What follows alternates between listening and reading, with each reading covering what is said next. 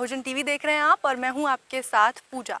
और इस वक्त हम मौजूद हैं उत्तर प्रदेश के कुशीनगर ज़िले में और इस ज़िले के साथ हमने आगाज़ कर दिया है उत्तर प्रदेश की हमारी चुनावी यात्रा का, जिस चुनावी यात्रा में हम उत्तर प्रदेश के 75 ज़िलों और 403 विधानसभाओं सभी का दौरा करेंगे और आप तक पहुंचाएंगे कि चुनावी हाल यूपी में क्या है। इस यात्रा के दौरान हम आपको बताएंगे कि यहाँ किस तरीके के राजनीतिक समीकरण हैं, किसकी पाले में कितने ज़्यादा वोट आने वाले हैं और लोगों के मन में क्या कुछ है। यानी कुल मिलाकर हम आपको बताएंगे कि यूपी में काबा और यूपी के हाल काबा। इस वक्त हम मौजूद हैं कुशीनगर में और इस बीच में मैं आपको ये भी बता दूं कि अपनी चुनावी यात्रा के दौरान हम ऐसे चुनावी आंकड़ों और चुनावी समीकरणों के अलावा कुछ ऐसी जगहों से भी आपको रूबरू कराएंगे जिनका इतिहास में या आम जनजीवन में कुछ अलग महत्व है या जिससे कहीं ना कुछ संलग्न या सम्मिलित है, यानी कहीं ना कहीं आपकी ज़िंदगी उससे जुड़ी हुई है। ऐसी हर चीज़, ऐसी हर स्थल या ऐसा हर स्थान, उस सब से आपको रूबरू कराते चलेंगे। और इसी कड़ी में हमने शुरुआत कर दी है यहाँ से, कुशीनगर से, जो कि बुद्ध धम्म का एक बेहद प्रचलित तीर्थ स्थल है। बुद्ध धम्म को मानने वाले या बुद्ध धम्म को जानने वाले इस स्थल को ना जानते हो, ऐसा संभव नहीं है। और इसीलिए हमने आज अपनी इस चुनावी यात्रा के लिए पहली कड़ी में कुशीनगर के इस बुद्ध स्थल को चुना है।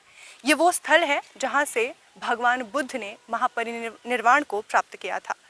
भगवान बुद्ध के जितने भी अनुयायी थे, यहाँ से उन्होंने उनकी शिक्षा और दीक्षा को जन जन तक पहुँचाने की प्रक्रिया शुरू की। यहाँ से भगवान बुद्ध अनंत में विलीन हो गए और उनकी कहानी को यहाँ से एक संघ का रूप मिला। उनके जो अनुयायी थे, जो भिक्खु जिन्हें आज हम कहते हैं, उन्होंने इसे देशों विदेशों तक पहुँचाया। आश्चर्य की बात यह है कि दुनिया भर के दर्जन भर से ज़्यादा देशों में बौद्ध धर्म को राज्य का, देश का एक जो धर्म है उसका दर्जा प्राप्त है।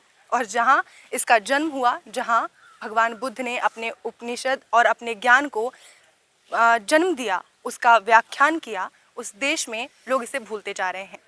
लेकिन हम जहाँ जहाँ हमें ये मौका मिलेगा, हम आपको इससे रूबरू कराते रहेंगे। और यहाँ की जो ऐतिहासिक पृष्ठभूमि है, जो यहाँ का इतिहास है, आइए पहले आपको उससे रूबरू कराते हैं और उसके बाद शुरुआत करेंगे हमारे चुनावी यात्रा की। का हाल बा यूपी। और इस वक्त खड़े हैं हम उस मंदिर के बाहर जहाँ विश्राम अवस्था में, नींद की अवस्था में महात्मा बुद्ध की मूर्ति स्थापित है, जिसे हम आपको दिखाएंगे। लेकिन उससे पहले, जैसा कि यहाँ लिखा हुआ है, मैं आपको बता दूं, ये वो मंदिर है जहाँ भगवान बुद्ध को महापरिनिर्वाण की प्राप्ति हुई थी, जिसके बाद वो तथागत कहलाए। महापरिनिर्वाण अगर आपको नहीं पता तो मैं इसे साधारण शब्दों में आपको समझा दूं। महापरिनिर्वाण का अर्थ होता है जब कोई व्यक्ति अपने शरीर को, अपने देह को त्याग कर अनंत में सदा के लिए विलीन हो जाता है। और बौद्ध धर्म में इसे महापरिनिर्वाण कहा जाता है। महात्मा बुद्ध ने जब अपना दैहिक शरीर जो था उसे त्यागा और जब वो अनंत में विलीन हुए, इस प्रक्रिया को महापरिनिर्वाण कहा गया। और इसके बाद महात्मा बुद्ध कहलाए तथागत। उनकी निद्रा में अवस्था में जो यहाँ मूर्ति है वो हम आपको दिखाएंगे और उसके पीछे जो महत्व है वो भी आपको साथ ही बताएंगे। चलिए आपको लेकर चलते हैं सीधा मंदिर में।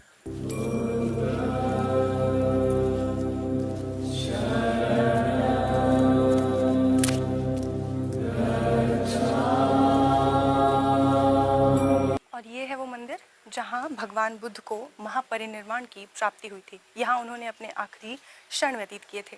इसी के बगल में स्तूप भी है, जहाँ, जिसे रामाधार स्तूप कहा जाता है, जहाँ महात्मा बुद्ध की अस्थियों को रखा गया है, वो भी आपको दिखाएंगे। उससे पहले इस मंदिर के दर्शन कर लीजिए।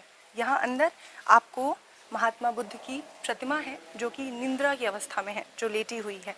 और इसी के साथ वो मिट्टी की, पत्थर से बनाई हुई है वो प्रतिमा, उसके ऊपर सोने से उसको पेंट किया गया है और वो बेहद ही खूबसूरती के साथ बौद्ध धर्म की एक बहुत ही मिसाल और जानी मानी धार्मिक स्थल के रूप में प्रसिद्ध है।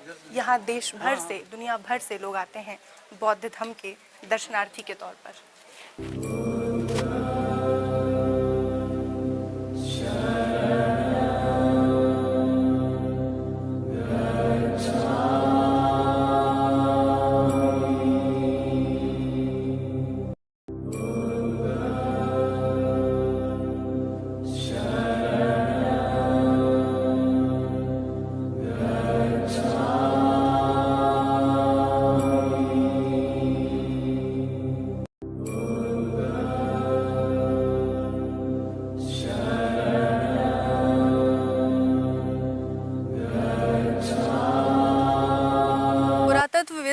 ए कनिंघम ने जब भगवान बुद्ध के इस स्टैचू को उकेरा था, जब उन्हें ये मिला था, उसी के साथ ही उन्हें मिली थी आसपास की ये धरोहर जिसे आप देख सकते हैं।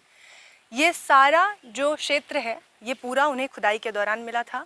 यानी ये आसपास के जितने भी जो भी चीज़ें आप देख रहे हैं, यहाँ कहीं तालाब है, कहीं पानी का सरोवर है, ये सारी ही ऐतिहासिक धरोहर है और अब ये भारत सरकार के अधीन है। इसका रखरखाव भारत सरकार के अधीन किया जाता है।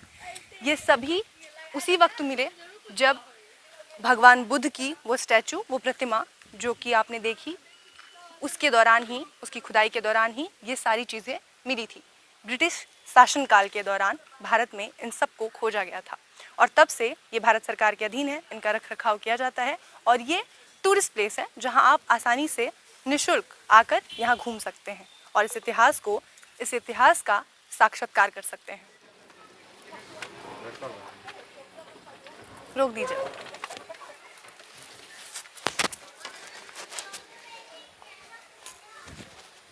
और अब हम यहाँ आ गए हैं जहाँ भगवान बुद्ध के अंतिम अवशेष हैं। यहाँ उनका अंतिम संस्कार किया गया था। रामाभार स्तूप के आपने देखा, ये रामाभार स्तूप है जहाँ उनके अवशेषों को रखा गया है और उसी के ऊपर एक स्तूप बनाया गया है जिसके चारों ओर बौद्ध धर्म के जितने भी अनुयायी हैं वो परिक्रमा करते हैं और बौद्ध धर्म का अनुसरण करते हैं। रामाधार नदी के पास ही बना हुआ है, इसीलिए इसका नाम है रामाभार स्तूप। चलिए आपको दर्शन करवाते हैं अंतिम अवशेषों के भगवान बुद्ध के। और ये है वो स्तूप जहाँ कहा जाता है कि भगवान बुद्ध के अंतिम अवशेष यानी कि उनके अंतिम संस्कार के बाद उनकी अस्थियों को विसर्जित किया गया था और उस पर यह स्तूप बना है। इसकी ऊंचाई लगभग 50 फीट है और ये भी इसको भी उसी वक्त खोजा गया था जिस वक्त नींद की मुद्रा में भगवान बुद्ध की जो प्रतिमा है उसकी और बाकी अवशेषों की खोज हुई थी। उसी दौरान इसे भी खोजा गया था और इतिहास में भी उसी वक्त इसकी बनावट और कब ये बनाया गया, तब इस पर जब जांच की गई, उसके बारे में पड़ताल की गई तो पता चला इसके निर्माण का। और आपको बताते हैं इतिहास से जुड़े इसके कुछ रहस्य। मेरा नाम भंते मोगलितिस्सा है। अच्छा, कहाँ से? हम यही कुशीनगर रहते हैं। कुशीनगर के। हाँ। इसके बारे में कुछ बता सकते हैं आप? हाँ, बता सकते हैं। ये रामाभार स्तूप है। यहाँ बुद्ध का ईस्वी सन पूर्व 483 में वैशाख पूर्णिमा के दिन महापरिनिर्वाण हुआ है।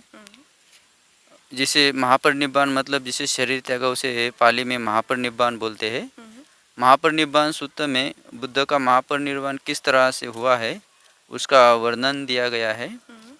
महापरिनिर्वाण सूत्र पाली भाषा में भारत में पाया जाता है और अन्य देश में ब्रह्मीज भाषा में पाया जाता है। तो बुद्ध को यहाँ अंतिम भोजन दिया गया पावा में, जहाँ पे चुंद कुमार नाम के बौद्ध उपासक रहते थे। उन्होंने बुद्ध को एक विषारी कंदमूल भोजन में देने के बाद में बुद्ध को यहाँ पैदल आते समय 49 बार खून का पेशिश हुआ। तब उन्होंने यहाँ पे अपना महापरिनिर्वाण वैशाख पूर्णिमा के दिन होने की 3 माह बाद घोषणा की। 3 माह के बाद वैशाख पूर्णिमा के दिन सम्यक संबुद्ध ने पहले माथाकुवर जगह में अपना पहला अंतिम उपदेश दिया।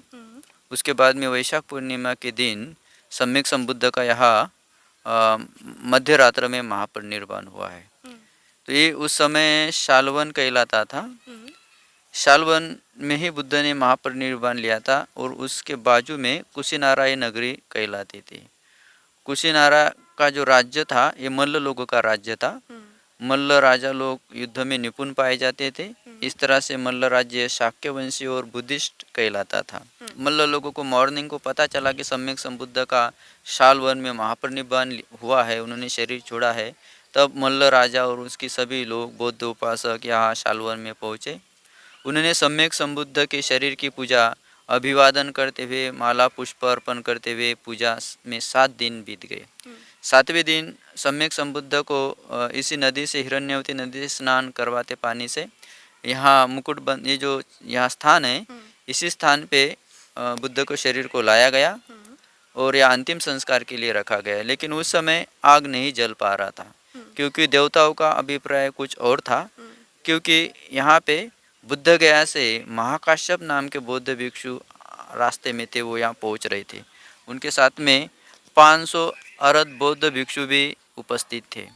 जब वो यहाँ पहुँचे तब बुद्ध के शरीर को अंतिम संस्कार दिया गया, अग्नि दिया गया। और अंतिम संस्कार होने के बाद में कुछ दिनों में और कलह होने लगे बुद्ध की अस्थियों के वजह से। यहाँ 7 राजपुत्र बुद्ध की अस्थियाँ मांगने लगे। तब द्रोण नाम के जो ब्राह्मण थे उन्होंने सम्यक संबुद्ध की अस्थियाँ 8 भागों में विभाजित की, जो यहाँ 8 स्तूप उपस्थित है। तो वो 8 भागों में अस्थियाँ बांटने के बाद में एक स्तूप 7 राजा को दिए गए। 8वें भाग पे एक स्तूप बनवाया गया, इसका नाम था मुकुट बंधन चैत्य। और जो मेन टेम्पल की जगह जहाँ सम्यक संबुद्ध का महापरिनिर्वाण हुआ वहाँ पे महापरिनिर्वाण स्तूप बनवाया गया, जहाँ मूर्ति है। लेकिन 1873 में जब यहाँ लड़ाई हुई मल्ल राज्य में, तब यहाँ पे बौद्ध भिक्षु की हत्याएं हुई। बौद्ध उपासक सैनिक यहाँ सब मारे गए क्योंकि लोगों की संख्या लड़ाई वाले सैनिकों से कम हो गई थी। तब 1873 से लेकर तो 1910 तक ये भूमि खंडर कहलाई। यहाँ पशु पक्षी जानवर पाए जाते थे।